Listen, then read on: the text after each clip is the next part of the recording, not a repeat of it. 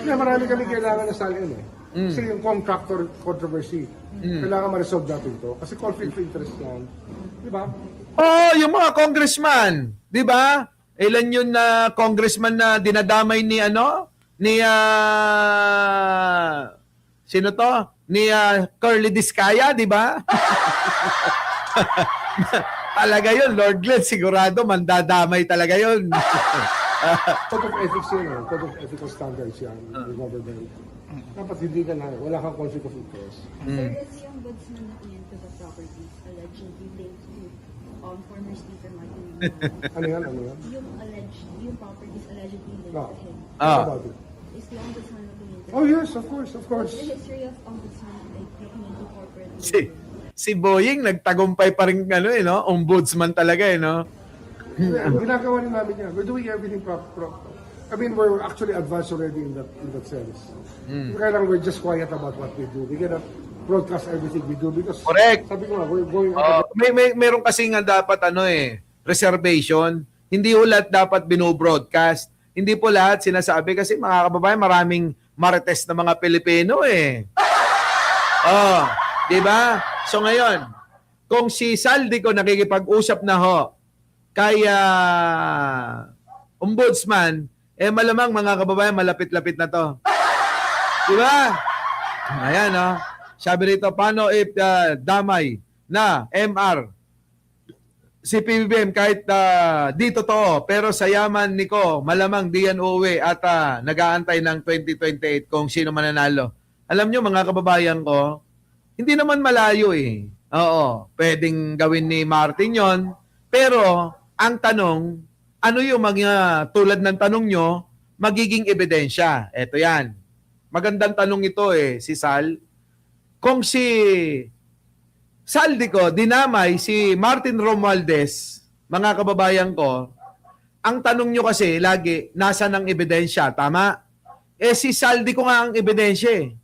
Pag sinabi ni Saldico na si Martin talaga ang kumukubra ng masigit na mas maraming pera, kinukupitan lang ni Saldico, kaya dumadami yung kanya, doon na mapuputol yon. Hindi na maaari pa na si Martin magsalita na idamay pa ang Pangulo. Unang-una sa lahat, mga kababayan ko, eto yon.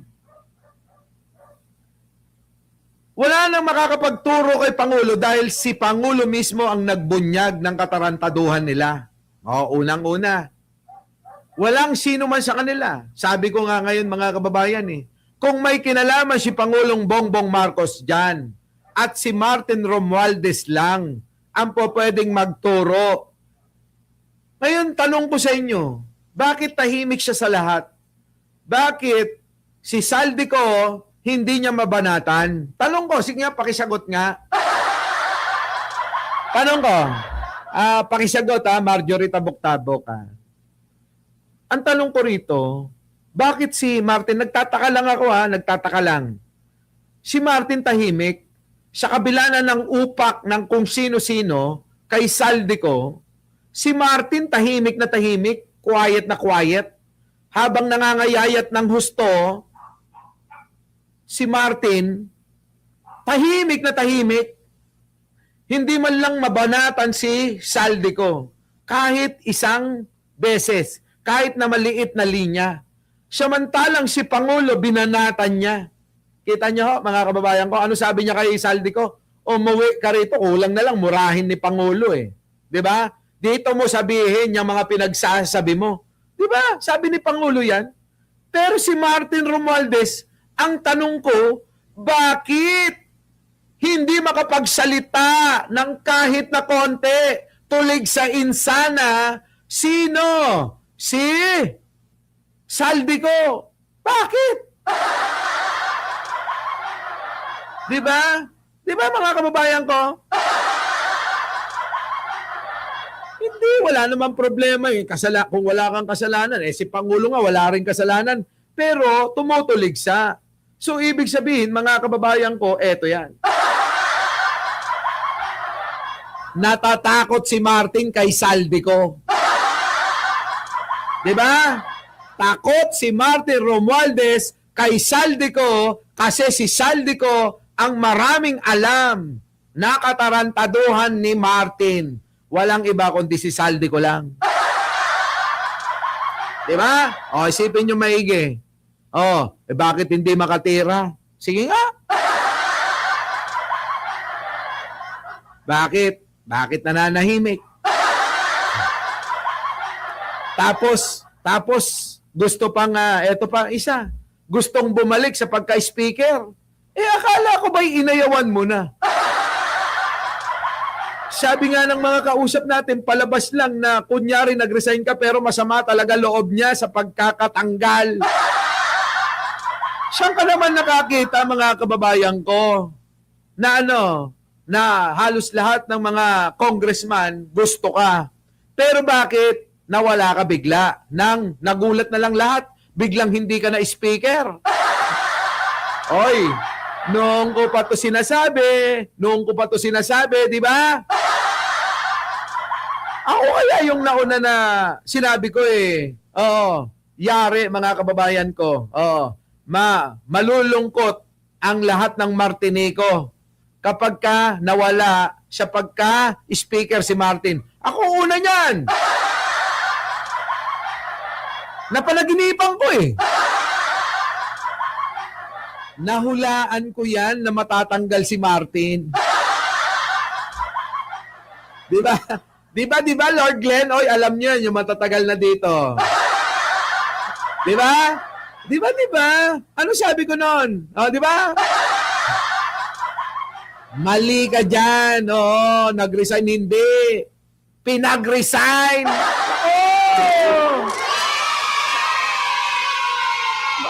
Mali kayo na nag-resign. Pinag-resign. Yun ang katotohanan dyan. Huwag kayo maniwala dyan sa nag-resign. Itanong nyo sa mga vlogger na pinanonood nyo, totoo ba na sinabi ni Boss Mike na hindi naman talaga nag-resign, kundi pinag-resign?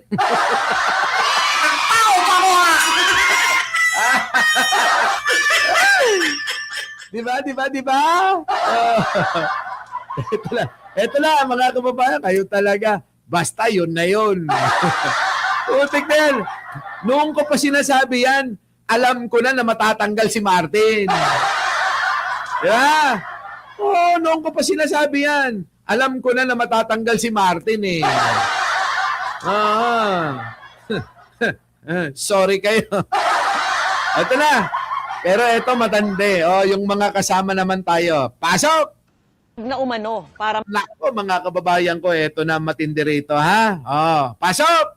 mahihinog na umano para maging kaso ang nasa 12 iniimbestigahan ng Ombudsman kaugnay pa rin sa maanomalyang flood control project. Kasama rito ang investigasyon kina Senador Mark Villar, Cheese Escudero at Laka! Mga kababayan ko, huwag nyo isama si Martin dito. Adaray! mahihinog na umano para maging kaso ang nasa 12 iniimbestigahan ng Ombudsman kaugnay pa rin sa maanomalyang flood control project. Kasama rito ang investigasyon kina Senador Mark Villar, Cheese Escudero at Joel Villanueva. Nakatutok si Salima Refran. Yan na. Sa mga naghahanap ng matataas na opisyal sa mga pananagutin. Sa mga naghahanap ng mga pananaguting matataas na opisyal.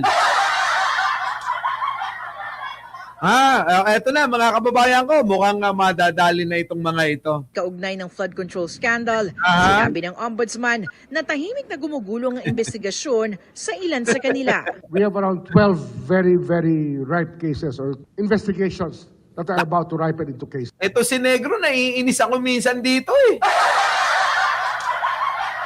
Minsan, mga kababayan ko, gumanggaang naman yung kalooban ko nung nakulong si Bong Revilla. Kaya sige na, bigay na natin to sa kanila, ha? 12 of them are already in the answering process. Nasa panahon na daw po ng pagsasagot, mga kababayan. Ako, mga kababayan ko, kahit si Joel Villanueva lang, Kahit si Joel Villanueva lang ang makulong, kahit makaligtas na si Martin eh. Mga kababayan, ha? Ako, oo. Si Joel Villanueva lang kasi talagang visit ako dyan eh. Bakit? Eh, taga Bulacan ako eh. Alam niyo yun? Kaya, kailangan talaga makulong yan eh. Ayan. Matutuwa na yung mga Martinico rito. Nasaan na kayo? Ayan ha. Oh, sabi ni Boss Mike, makulong ng lahat. O kahit hindi makulong si Martin. Ay, matutuwa na yun.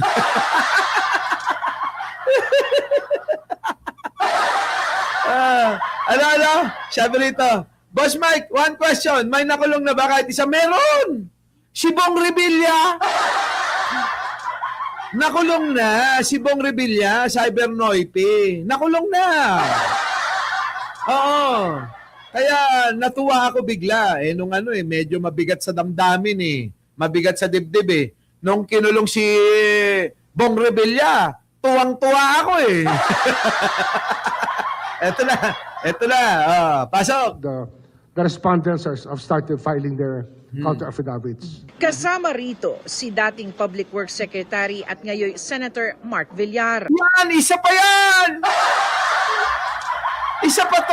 Isa pa to, pinanggigilan ko to. Kaya yumayaman tong mga ito eh. Itong pamilya na to, walang kabusugan sa pera. Kulang na lang ang kinin nilang lahat. Diba? Hayop na yan, There's a team that is investigating that already. But I don't think it's reached preliminary investigation. It's still under fact-finding. Gumugulong na rin ang investigasyon kina Senador Chis Escudero at Senador Joel Villanueva. They're under Yari, ito, visit to. Putik na to, mga kababayan ko. Ito ho, ang mukha ng, mapagpanggap at gamit na gamit ang salita ng Diyos. investigation. Maybe the case of Senator Villanueva is a little more advanced than Senator Escudero. But it's moving. It's moving. But we just have to be careful about every move that we make on these matters. Nauna ng tinanggi ng tatlong senador ang Ay, putik na yan, syempre. Ang tanong, alam nga naman hindi tumanggi yan, di ba? Alam nga naman hindi tumanggi yan. Kitang-kita naman ng tao. Kayo ho, mga kababayan, papayag ba kayo? Papayag ba kayo na hindi makulong tong mga ito? Mga kababayan ko? Ito ho yung mga nagpapahirap sa ating mga Pilipino. Ito po yung mga taong salot na totoo. Silang mga nasa gobyerno, silang pinagkatiwalaan natin ng kaban ng bayan, sila ang mga nangwawalangya. Ang tawag dyan sa mga yan, mga kababayan, higit pa sa demonyo. Di ba? Higit pa sa demonyo itong mga tao na ito. Yan, ugnay sa kanila sa flood control scandal. Si Villanueva nga nakapagsumite na ng kanyang counter affidavit sa pag-usad ng investigasyon ng DOJ sa ilang reklamo. Samantala, susulat umano si Remulla kay House Speaker Bo GT para ireklamo ang proseso ng pagbibigay ng Kamara ng SALN o Statement of Assets, Liabilities and Net Worth ng mga iniimbestigahang kongresista. Nako, syempre dadayain nila yan. Bo GT naman, upakan kita. So si Boji di, huwag kang nakikinig kay Martin tuloy. Idinahilan sa kanila ng House Secretary General's Office na kailangan pa raw na dumaan sa plenaryo ang SALN request nila. Lately, our teams have been having a hard time getting the SALNs of congressmen we are investigating. Oo nga. Alam nyo mga kababayan, maraming mga kongresista dyan . Kaya nga sabi ko kahapon, nagtataka ako Marjorie . Hindi ba alam ni Martin yan na nagnanakaw yung mga kasama niya dyan sa Kongreso? Di ba? Secretary General's office is saying, I've been told, that it has to pass through plenary for them to release a SALN. And I don't buy that excuse. I do not understand why they have to stonewall or give us a hard time with that. Nais rin ni Remulla na masilip ang umano'y conflict of interest ni House Secretary General Cheloy Garafil sa isyong ito. Nako, Ewan ko ba, mga kababayan ko, itong mga ito. The Secretary General now used to work for some of the people we're investigating. Nako, That's why we are nagdududa ka kamo. Rektay mo na, sabi mo, nagdududa ako dyan kay Secretary General Garapil. Oh, kahit ako mga kababayan, mula nung naging PCO yan, duda ako dyan eh. Oh.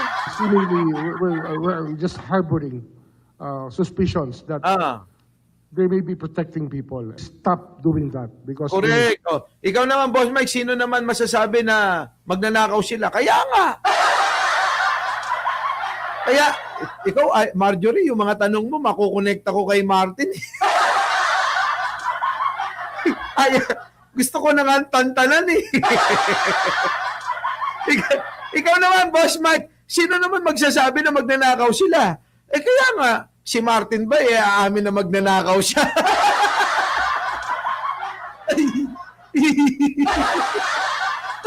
Ikaw talaga, oh. Oy, ipanalangin na lang natin na wala talaga siyang kasalanan. Ayoko na nga. Nililihis ko na nga. Ano, Bambina, late ka na. Oy. Uy, grabe talaga to si... eto na. Ito to naman Eh kaya nga, sinasagot ko lang naman yung sinasabi ni Marjorie, di ba? Oh. Aamin ba yun? Sige. Alay. this is a very urgent matter for the country. Kinukuha pa ng GMA Integrated News ang panig ni Garapil. Kaugnay naman ng pahiwatig o feelers umano ni Zaldico na Nako. pinapadala sa pamamagitan ng mga pari.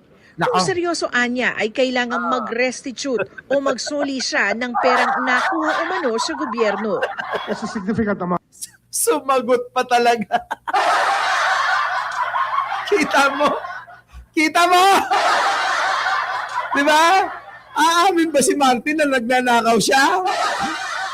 Di ba? Di kayo talaga. Eto na. Of money. Billions. Billions, of course. Ano yan? Makikipag-usap ka. Wala kang kasalanan. Tapos, wala kang bibigay. Wala kang isasoli. Ano ang usapan natin? Ang kahandaan anya magsoli ang magbubukas ng pinto sa mga posibilidad para kay Ko. Possibility rin ba yun? Pagiging state witness?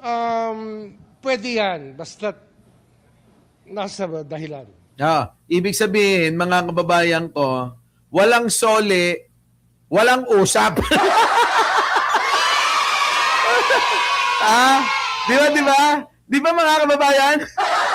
Ano, Tina Reyes, late ka na. Ibig sabihin, mga kababayan, walang sole, walang usap. Oy, boying Baka naman baka naman maki-commission ka pa dyan sa isusoli ni Saldico kung sakasakali Ay, nako. Anak ko, wala ako tiwala dyan kay Remulla. Kaya nga Depende sa dahilan yan. Sa ngayon, wala akong nakikita.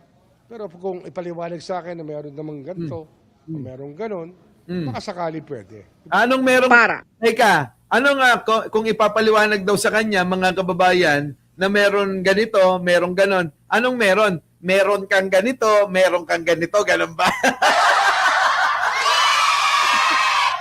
Ang labo nun, mga kababayan. Ano ba yun? Kung ipapaliwanag ni Saldico, Boying, meron kang ganito. Ilan? 100 bilyon. At meron ka pang ganito. Ano? Lahat ng mga eroplano at helicopter ko sa'yo na. Ganun ba yun? Lastik talaga. Ang dami kasing, Alam nyo, ang pinakamahigit sa lahat, ito pakinggan nyo ako mga kababayan. Sa lahat ng mga sarsuela na mga nangyayari, mga kababayan, isa lang naman ang solusyon. Tutukan nyo na mahuli na yung lahat ng yan. Etong sila, Saldico, etong sila, si Bakla, Harry Roque, eto si Atong ang, yan dapat ang tutukan nyo. Oo. Nagmumukha kayong mga walang silbi. Di ba? Kaya mga kababayan, alam nyo, dito naniniwala ako na ini-eme-eme lang tayo eh. Ini-etchos-etchos lang tayo. Ako hanggat hindi nahuhuli, hindi napapabalik si Saldico, eme-eme lang lahat ito. Oo. Mga kababayan ko. Oo. Si Martin, nako, walang ibang makakapagturo diyan kundi si Saldico lang. Di ba? So paano mga kababayan? Haba na pala ng live natin. Oo, kita-kita na lang po tayo mamaya. Maraming salamat sa inyong pagsama ha. Itong masayang umaga nating sasama-sama rito sa ating channel. Opo, kasabay po ang Vengador mga kababayan. Shoutout po sa inyong lahat at maraming salamat po.